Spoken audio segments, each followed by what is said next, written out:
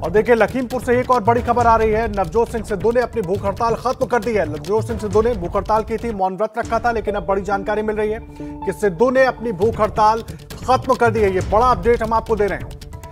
नवजोत सिंह सिद्धू पहुंचे थे पीड़ित परिवारों से मुलाकात करने के लिए, जिसके बाद उन्होंने वहां पर अनशन किया, मौन व्रत रख लिया और उसके पहले उन्होंने कहा कि जब तक गिरफ्तारी नहीं होती है तब तक वो अनशन पर रहेंगे। लेकिन इस वक्त ये बड़ा अपडेट, नवजोत सिंह सिद्धू ने अपना अनशन खत्म कर दिया है।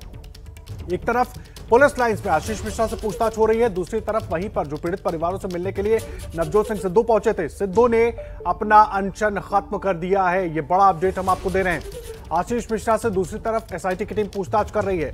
32 सवालों की लिस्ट लेकर एसआईटी की टीम बैठी है और इन तमाम सवालों के जवाब एक एक जवाबों के जरिए एक एक कड़ी को जोड़ने की कोशिश की जाएगी। जो दावे अब तक आशीष मिश्रा मीडिया के सामने करता रहा, उनमें कितनी हकीकत थी और उनके पक्ष में क्या सबूत है, वो तमाम चीजें भी देखी जाएंगी। लेकिन पहले आशीष मिश्रा को इन सभी 32 सवालों के वो जवाब देने होंगे जिससे पुलिस और एसआईटी की टीम संतुष्ट हो। पंकज झा हमारे वरिष्ठ सहयोगी लगातार हमारे साथ जुड़े हुए। पंकज जी, एक तरफ पूछताछ शुरू हो गई है और दूसरी तरफ अब जानकारी ये मिल रही है कि सिद्धू ने अपना अनशन खत्म कर दिया है। जी हाँ, कल जब सिद्धू वहाँ पहुँचे थे पत्रकार कश्यप के घर पर, और तब जब उन्होंने जो मांग रखी थी कि इस मामले में जो मुख्य आरोपी है आशीष मिश्र उर्फ मोनू, उसकी गिरफ्तारी हो, तो कल चूंकि 10 बजे तक वो नहीं पहुंचा था, इसको लेकर के तमाम अटकलें थी, बातें कही जा रही थी। आज जब नवजोत सिंह सिद्धू जो वहाँ पर मौजूद हैं, उनको जब इस बात की जानकारी दी गई कि आशीष मिश्र मोनू से पूछताछ हो रही है वहाँ पर क्राइम ब्रांच में, तो उसके बाद जब उन्हें जानकारी दी गई तो उन्होंने अपनी हड़ताल वापस ले ली। जो धरने पर बैठे थे वो, जो उन्होंने मौन व्रत कर रखा था। पंकज जी, एक चीज समझना चाहेंगे, कल जो जानकारी मिल रही थी, एक तरीके से सुप्रीम कोर्ट ने जिस तरह से सवाल किए कि क्या 302 के आरोपी को आप नोटिस देकर बुलाते हैं, ये सवाल, इससे दबाव और बढ़ गया। और दूसरी तरफ कल मुलाकात हो रही थी अजय मिश्रा की मुख्यमंत्री से, वो भी टल गई। तो किस तरीके से इस पूरे घटनाक्रम को देखें, उसकी व्याख्या करें।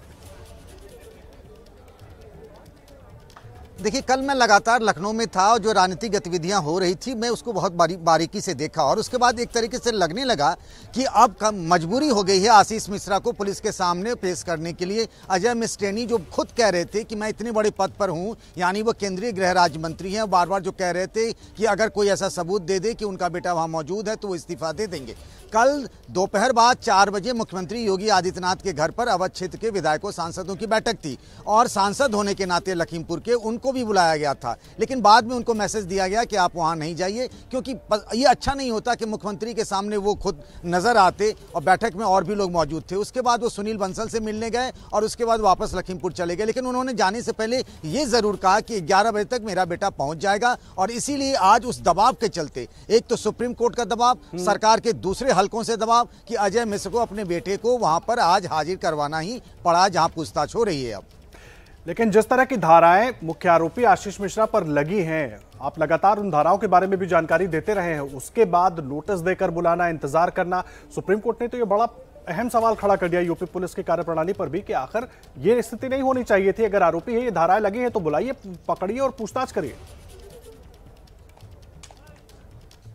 जी हाँ, ये सवाल सबके मन में है आदर्श, और आखिर क्यों ना हो। कोई भी एक सामान्य आदमी अगर जिस पर हत्या का मुकदमा दर्ज हो जाए, पुलिस तो उसे आनन फानन में गिरफ्तार कर लेती है। इस बार इनको इतना वीआईपी ट्रीटमेंट क्यों दिया जा रहा था? आपको पूछताछ के लिए बुलाया जा रहा है, आपको नोटिस आपके घर पर चिपकाया जा रहा है, आप नहीं आ रहे हैं, तो कहीं ना कहीं लग तो रहा था कि आपने कानून को ठेंगा दिखा रहे हैं, आप कानून का मजाक बना रहे हैं। और ये क्यों? चूंकि आप सत्ता में हैं। तो सुप्रीम कोर्ट ने जब ये बात कही, ऐसा लगने लगा कि अगली सुनवाई में कोई बहुत एक कठिन रिमार्क्स आ सकता है। उससे पहले सरकार को भी लगा कि फजीहत हो रही है। उसके बाद आज आशीष मिश्रा की पेशी, वो जो बार बार कहा जा रहा है ना कि वो मौके पर नहीं मौजूद थे। आपकी गिरफ्तारी हो सकती है, आपकी पूछताछ हो सकती है, बाद में अगर होगा कि आप निर्दोष हैं तो फिर आपको उस मुकदमे में वो धाराएं आपके हटा ली जाएंगी। जांच में ये होता भी रहा है।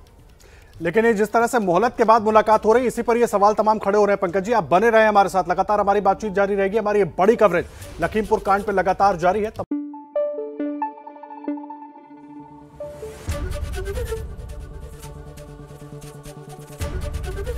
एबीपी न्यूज आपको रखे आगे।